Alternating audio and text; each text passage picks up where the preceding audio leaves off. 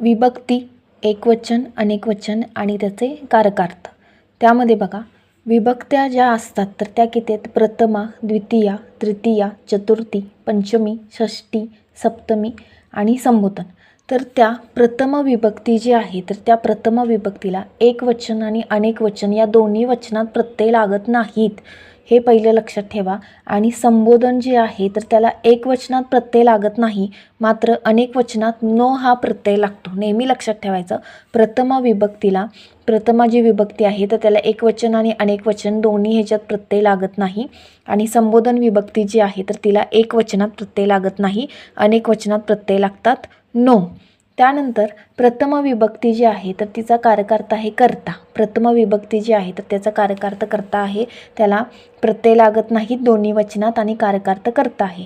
द्वितीय विभक्ती जी आहे तर त्या द्वितीय विभक्तीला एक वचनामध्ये स, ला, ते आणि अनेक वचनामध्ये स, ला, ना, ते हे प्रत्यय लागतात आणि त्याचा कारकार्थ कुठला आहे तर कर्म. त्यानंतर तृतीया जी आहे तर त्या तृतीय विभक्तीला एक वचनामध्ये ने, ए, शी आणि अनेक वचनामध्ये नी, शी, ई, ही हे प्रत्यय लागतात आणि त्याचा कारकार्थ कुठला आहे तर करण हा त्याचा कारकार्थ आहे. आता करण म्हणजेच काय तर करण म्हणजे साधन असा त्याचा अर्थ आहे.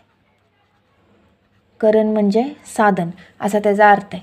त्यानंतर चतुर्थी विभक्ती जी आहे तर त्याला एक वचनामध्ये स, ला, ते आणि अनेक वचनामध्ये स, ला, ना, ते हे प्रत्यय लागतात आणि त्याचा कारकार्थ आहे संप्रदान. संप्रदान म्हणजेच काय तर संप्रदान म्हणजे दानाचा अर्थ असतो, लक्षात ठेवायचा.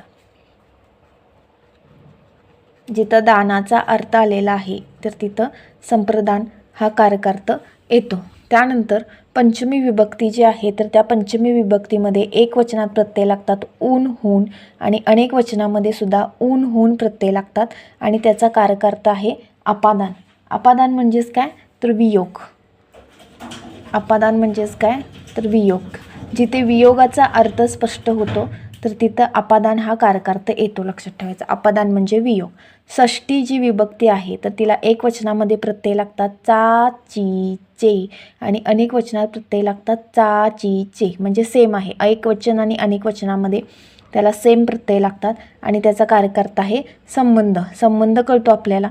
त्यानंतर सप्तमी. सप्तमी जी विभक्ती आहे तर त्या सप्तमी विभक्तीला एक वचनामध्ये त, ई, आ हे प्रत्यय लागतात आणि अनेक वचनामध्ये सुद्धा तेच प्रत्यय लागतात. त्याचा कारकार्थ आहे अधिकरण. अधिकरण म्हणजेच काय तर अधिकरण म्हणजे क्रियेची वेळ किंवा स्थळ.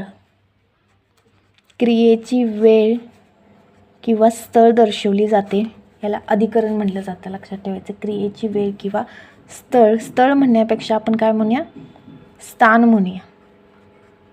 स्थान दर्शवलं जातं. त्यानंतर संबोधन जी आहे विभक्ती त्याला एक वचनामध्ये प्रत्यय लागत नाहीत, मात्र अनेक वचनामध्ये त्याला नो हा प्रत्यय लागतो आणि त्याचा कारकार्थ हाक. हाक म्हणजे हाक मारली जाते. कसं ओ इकडे या, इकडे जावा, ओ, नो हे जे आहे हाक मारली जाते संबोधन विभक्तीमध्ये तर त्याचा कारकार्थ आहे हाक. अशा अजून माहिती तुमच्यापर्यंत पोचण्यासाठी चॅनेलला नक्की सबस्क्राईब करा.